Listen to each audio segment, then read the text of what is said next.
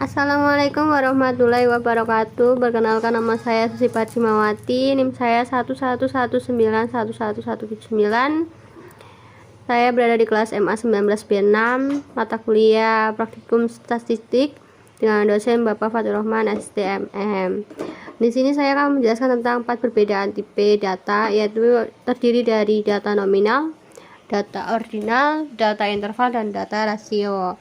Yang pertama, kita akan membahas tentang data nominal. Data nominal biasa disebut data skala nominal, adalah data yang diperoleh dengan cara kategorisasi atau klasifikasi. Contohnya yaitu ada jenis pekerjaan diklasifikasi sebagai pegawai negeri, yaitu ditandai nomor 1.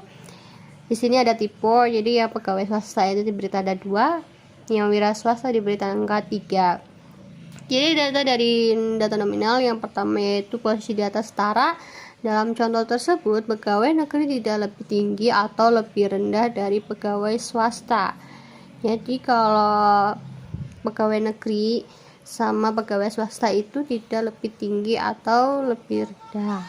Yang kedua, tidak bisa operasi matematika, yaitu di perkalian, penjumlahan, pengurangan, atau pembagian. Contoh, tidak mungkin 3 dikurangi 1 itu sama dengan 1, yang artinya bahwa wira swasta dikurangi pegawai swasta sama dengan pegawai negeri. Itu nggak bisa. Yang kedua, kita akan membahas tentang data berskala ordinal, yaitu adalah data yang diperoleh dengan cara kategorisasi atau klasifikasi, tetapi di antara data tersebut terdapat hubungan. Contohnya, kepuasan pelanggan diklasifikasikan sebagai yang pertama, yaitu sangat puas ditandai nomor 1, yang kedua yaitu puas diberi tanda 2, cukup puas diberi tanda 3, tidak puas diberi tanda 4, dan terakhir yaitu sangat tidak puas diberi tanda 5.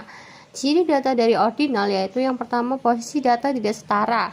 Dalam kasus di atas, sikap pelanggan yang sangat puas lebih tinggi dari yang puas, sikap pelanggan yang puas lebih tinggi dari yang cukup puas, dan seterusnya.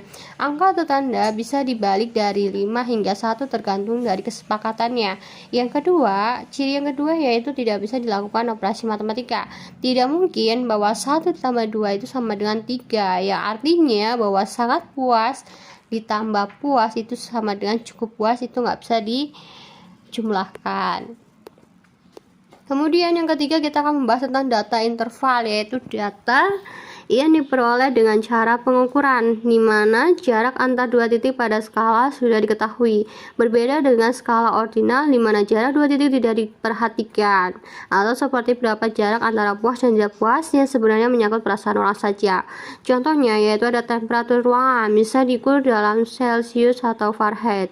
Dalam masing-masing punya skala sendiri. Untuk air membeku dan mendidih, contohnya yang pertama Celcius pada 0 derajat sampai 100 Celcius. Bahwa ini akan menunjukkan tentang panasnya bahwa air yang direbus itu bisa mencapai 100 derajat Celcius. Yang kedua, Fahrenheit, yaitu berada pada 32 derajat Fahrenheit sampai 212 Fahrenheit. Skala ini jelas jaraknya bahwa 212 dikurangi 32 sama dengan 180. Kemudian di sini juga terdapat ciri data interval. Tidak ada kategorisasi atau pemberian kode seperti terjadi pada data nominal dan ordinal. Bisa dilakukan operasi matematika. Kalau yang sebelumnya kan nggak bisa dioperasiin, kalau yang data interval itu bisa dioperasi dengan matematika, yaitu terjadinya pengurangan kan dari suhu yang semula 212 Fahrenheit dikurangi 32 derajat Fahrenheit.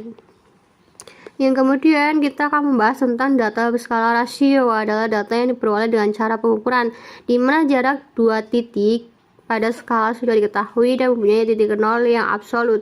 Ini berbeda dengan skala interval, di mana tak ada titik nol mutlak atau absolut. Seperti titik 0 derajat Celcius tentu beda dengan titik 0 derajat Fahrenheit, atau pergantian tahun pada sistem kalender Masehi setiap 1 Januari berbeda dengan pergantian tahun Jawa, Cina, dan lainnya, sehingga tidak ada tahun baru dalam artian diakui oleh semua kalender sebagai tahun baru. Contoh, jumlah buku di kelas, jika 5 berarti ada 5 buku, jika 0 berarti tak ada buku atau absolut 0.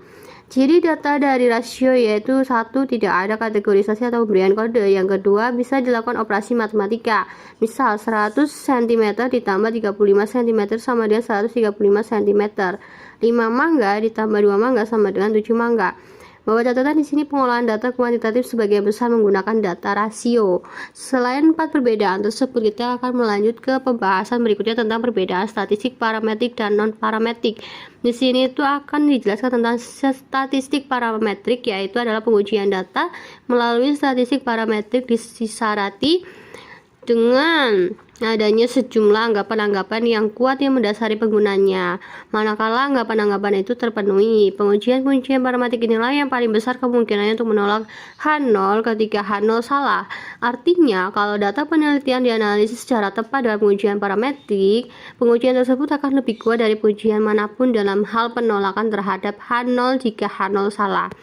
Yang kedua akan membahas tentang statistik non-parametrik, bahwa tes statistik non-parametrik adalah tes yang modelnya tidak menetapkan syarat-syarat mengenai parameter-parameter populasi yang merupakan induk sampel penelitian.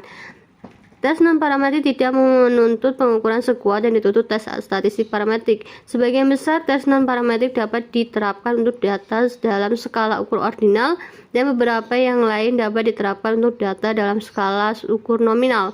Meskipun semua anggapan tes parametrik mengenai populasi dengan syarat-syarat mengenai kekuatan pengukuran dipenuhi 5 poin syarat parametrik, kita ketahui bahwa dengan memperbesar ukuran sampel dengan banyak elemen yang sesuai dapat menggunakan suatu tes non-parametrik sebagai ganti tes parametrik dengan masih mempertahankan kekuatan yang sama untuk menolak H0.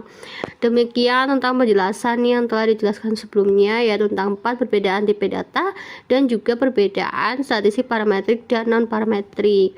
Apabila ada kejelasan yang kurang, bisa dimaklumi. Cukup sampai di sini penjelasannya. Wassalamualaikum warahmatullahi wabarakatuh.